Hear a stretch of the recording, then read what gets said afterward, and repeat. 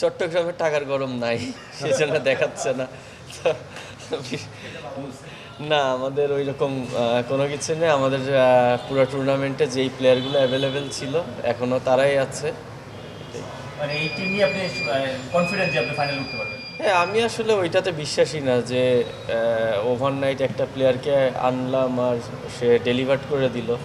তো একটা টিমের সঙ্গে অ্যাডজাস্টমেন্টের একটা বিষয় আছে, বা কন্ডিশনের সঙ্গে অ্যাডজাস্ট করার একটা বিষয় আছে। আর আমাদের বিদেশিরা দেখবেন যে পুরো টুর্নামেন্টে ওরা খারাপ সার্ভিস দেয় নাই, ওরা ভালোই খেলেছে। তো ওদের ওপরে আমরা সেই বিশ্বাসটা রাখতে পারি। হায়দার আলীর ইনজুরিটা একটু টেনশনে ফেললো কিনা ক্যাপ্টেনকে? এটা অবশ্যই একটা টেনশনের বিষয়, কারণ ও থ্রু আউট দ্য টুর্নামেন্ট আমাদেরকে ভালো সার্ভিস দিচ্ছিল। তো এইরকম একটা ভাইটাল টাইমে ওর ইনজুরিটা অবশ্যই আমাদের টিমের জন্য একটু হলেও ব্যাকফুটে আমরা গেছি। বাট তারপরেও এটা টি-20 খেলা, শর্ট ফরম্যাট, জাস্ট একটা দিনের খেলা। কালকের দিনটা যদি আমাদের ভালো থাকে, আমাদের এক্সিকিউশন ভালো থাকে, ইনশাল্লাহ যেই টিম আছে এটা নিয়েই ঘুরে না। প্রতিদিন শামীম পাটোয়ারি কি মোহাম্মদ মিঠুনকে মুগ্ধ করে তার ব্যাটিং দেখিয়ে, নানা রকম শট দেখিয়ে? না, ডেফিনেটলি শামীম আসলে আমাদের বাংলাদেশিদের মধ্যে দেখবেন যে ও একটু ডিফারেন্ট কাইন্ড অফ প্লেয়ার।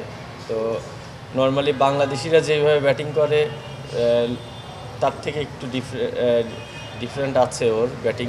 তো অবশ্যই টি-20 ক্রিকেটে এই ধরনের শটস দেখতে মজা লাগে।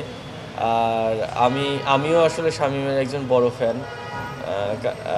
ওর ফিল্ডিংয়েও অসাধারণ। তো আশা করব যে নেক্সট ম্যাচে ও এইভাবেই জ্বলে উঠবে। আসলে আলাদা করে প্ল্যান করার কিছু নাই। আমাদের টিমের যে স্ট্রেংথ আছে সেই স্ট্রেংথ অনুযায়ী আমরা যেতে চাই। প্রত্যেকটা টিমেরই আলাদা আলাদা স্ট্র্যাটেজি থাকে, তো আমাদের টিমেরও আছে। তো প্রত্যেকটা টিমের আলাদা আলাদা স্ট্র্যাটেজি থাকে। আর আমাদের টিমের যে স্ট্রেংথ আছে, বা ওদের টিমের সঙ্গে অলরেডি আমরা 2বার খেলেছি, তো আমরাও ওদের স্ট্রেংথ সম্পর্কে জানি। কিছু নতুন প্লেয়ার আসছে, তাদের ব্যাপারে আমরা কাজ করছি যে কিভাবে তাদেরকে ফেস করা যায়। তো এই সিম্পল জিনিসগুলো, এটা জাস্ট এ গেম। আর যেটা বললেন যে মজা, এই জন্যেই কিন্তু ফার্স্ট রাউন্ডে সবাই ফাইট করে যে কেমনে টপ 2-তে থাকা যায়।